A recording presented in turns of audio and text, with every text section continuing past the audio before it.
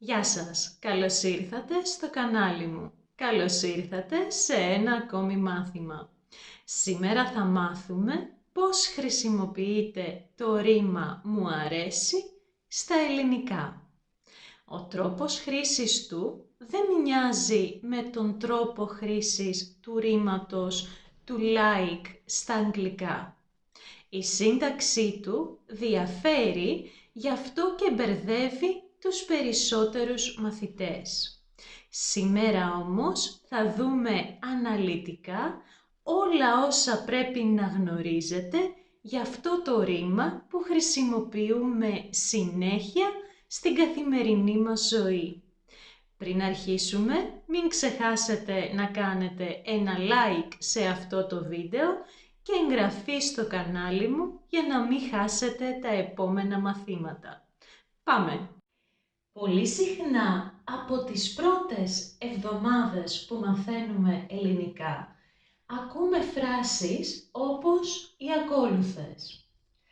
Ποιος τραγουδιστής σου αρέσει? Ποια φαγητά σου αρέσουν? Μας δημιουργείται έτσι η εντύπωση ότι το ρήμα έχει δύο μόνο τύπους. Αρέσει που είναι το τρίτο ενικό πρόσωπο και αρέσουν που είναι το τρίτο πληθυντικό πρόσωπο.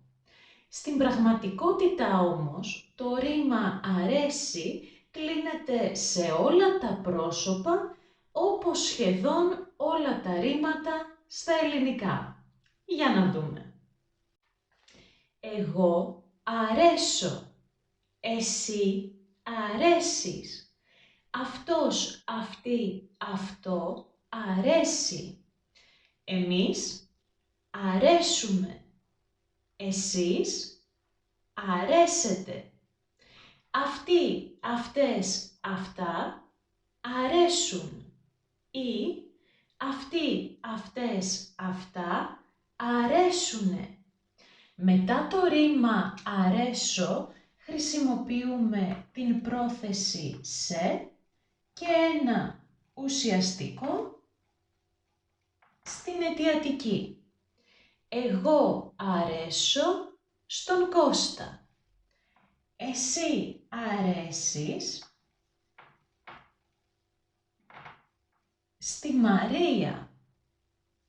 Αυτή αρέσει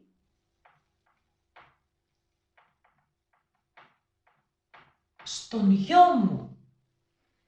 Εμείς αρέσουμε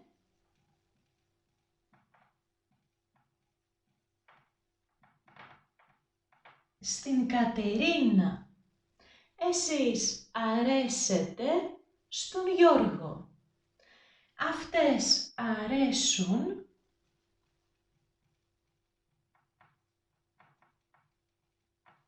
αυτές αρέσουν στο παιδί μου. Φυσικά, αν και είναι απαραίτητο να θυμάστε αυτά τα παραδείγματα για να καταλάβετε πώς λειτουργεί το συγκεκριμένο ρήμα, στον προφορικό λόγο δεν είναι απαραίτητο να χρησιμοποιούμε ολόκληρες αυτές τις προτάσεις.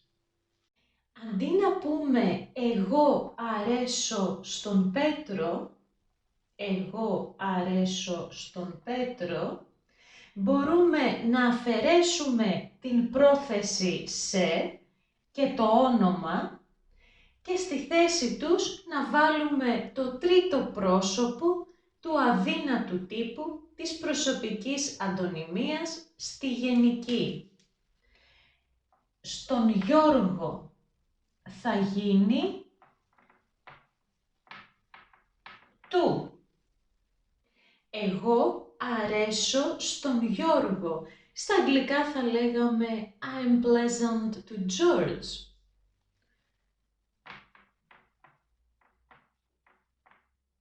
Του αρέσω. I am pleasant to him. Δηλαδή, he likes me. Για να δούμε τον αδύνατο τύπο της προσωπικής αντωνυμίας όλων των προσώπων στη γενική. Μου. δηλαδή του μη. Σου, του γιου, του him, της, του her, του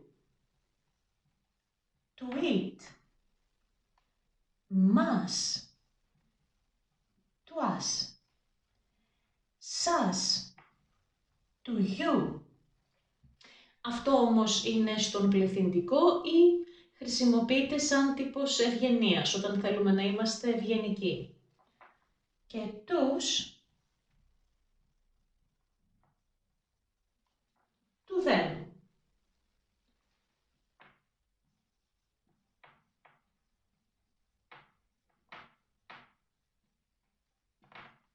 Μου αρέσεις, you are pleasant to me.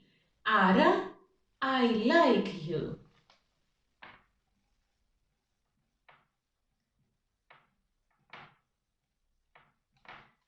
Σου αρέσω, am I pleasant to you? Δηλαδή, do you like me?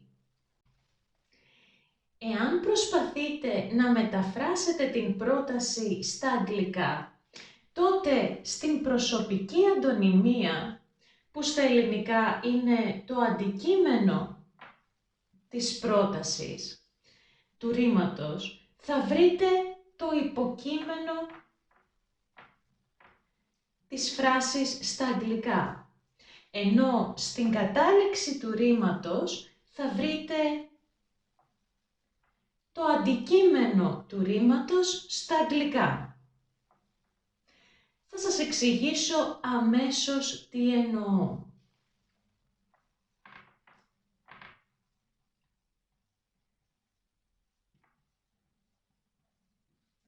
Μας αρέσεις.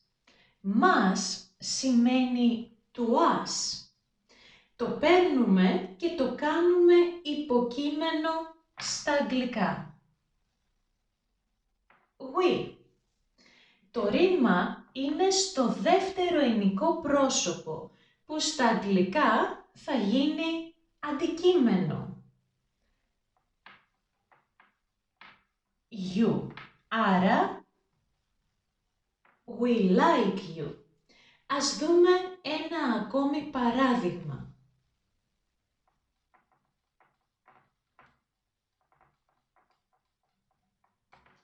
Του αρέσω. Το του him γίνεται στα αγγλικά υποκείμενο, δηλαδή he. Το αρέσω είναι στο πρώτο ενικό πρόσωπο, άρα he likes me. Ας δούμε τώρα πώς μπορούμε να χρησιμοποιήσουμε το ρήμα στο τρίτο πρόσωπο ενικού ή πληθυντικού αριθμού. Θέλουμε να πούμε I like coffee. Το I που είναι υποκείμενο στα αγγλικά τώρα θα γίνει αντικείμενο και θα χρησιμοποιήσουμε πάλι τον αδύνατο τύπο της προσωπικής αντωνυμίας που μάθαμε πριν. Δηλαδή το I θα γίνει μου. Το αντικείμενο της αγγλικής πρότασης θα γίνει τώρα υποκείμενο της ελληνικής πρότασης, οπότε θα είναι στην ονομαστική. Ο καφές. Δεν ξεχνάμε να βάλουμε άρθρο πριν από το ουσιαστικό. Και έμεινε το ρήμα. Όπως είδαμε στο τρίτο ενικό πρόσωπο είναι αρέσει και στο τρίτο πληθυντικό πρόσωπο είναι αρέσουν. Αρέσει στον ενικό και αρέσουν στον πληθυντικό. Ο καφές είναι στον ενικό, άρα θέλουμε τον τύπο αρέσει. Μου αρέσει ο καφές. The coffee pleases me, που σημαίνει I like coffee. Όταν αυτό που μας αρέσει, που είναι το υποκείμενο στα ελληνικά, είναι ένα ουσιαστικό στον πληθυντικό αριθμό, τότε χρησιμοποιούμε το ρήμα αρέσουν. Do you like chocolates? Σου αρέσουν οι σοκολάτες? She likes children. Της αρέσουν τα παιδιά. We like ice cream. Το we θα γίνει αντικείμενο της πρότασης στα ελληνικά, δηλαδή θα γίνει μας. Η λέξη ice cream είναι στον ενικό αριθμό, άρα το παγωτό, ice cream είναι το παγωτό στα ελληνικά, και το ρήμα θα είναι στο τρίτο πρόσωπο ενικού αριθμού. Μας αρέσει το παγωτό. Μετά από το ρήμα μου αρέσει, μπορούμε επίσης να χρησιμοποιήσουμε ένα άλλο ρήμα. Αυτό που στα αγγλικά λέμε I like doing something. Για να δούμε. Μου αρέσει να τραγουδάω. Έχουμε το ρήμα μου αρέσει και μετά συνεχή εξακολουθητική υποτακτική. Για να το πω πιο απλά, έχουμε το ρήμα μου αρέσει και μετά τη λεξούλα να και το ρήμα στον ενεστώτα. Μου αρέσει να τραγουδάω. Μου αρέσει να πίνω καφέ. Μου αρέσει να πίνω καφέ το πρωί. Μας αρέσει να διαβάζουμε ποίηση. Μας αρέσει να διαβάζουμε ποίηση. Του αρέσει να λύνει σταυρόλεξα. Δεν μου αρέσει να οδηγώ τη νύχτα. Σου αρέσει να ξυπνάς νωρίς το πρωί.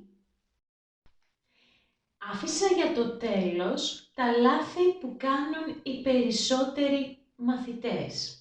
Θα σας τα πω για να μην τα κάνετε κι εσείς.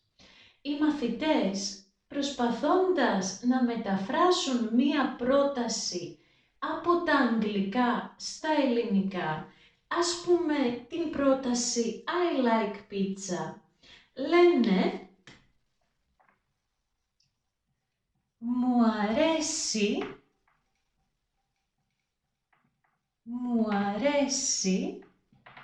την πίτσα. Αυτό στα ελληνικά δεν είναι σωστό, γιατί όπως είπαμε, το πράγμα που μας αρέσει στα ελληνικά είναι το υποκείμενο της πρότασης. Και το υποκείμενο της πρότασης στα ελληνικά είναι πάντα στην ονομαστική. Άρα η σωστή πρόταση είναι μου αρέσει η πίτσα.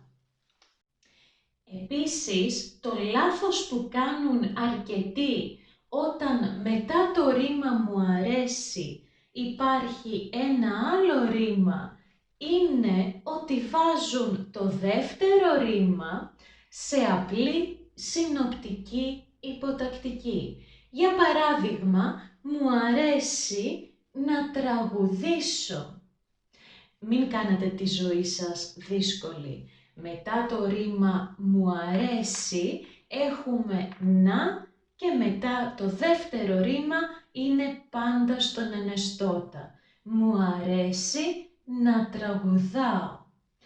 Γράψτε μου στα σχόλια αν σας βοήθησε το σημερινό μάθημα να καταλάβετε καλύτερα τον τρόπο χρήσης αυτού του δημοφιλούς ρήματος. Και μην ξεχάσετε να μου πείτε τι σας αρέσει να κάνετε. Σας ευχαριστώ πολύ που παρακολουθήσατε αυτό το βίντεο. Να είστε όλοι καλά. Τα λέμε την επόμενη εβδομάδα. Γεια σας!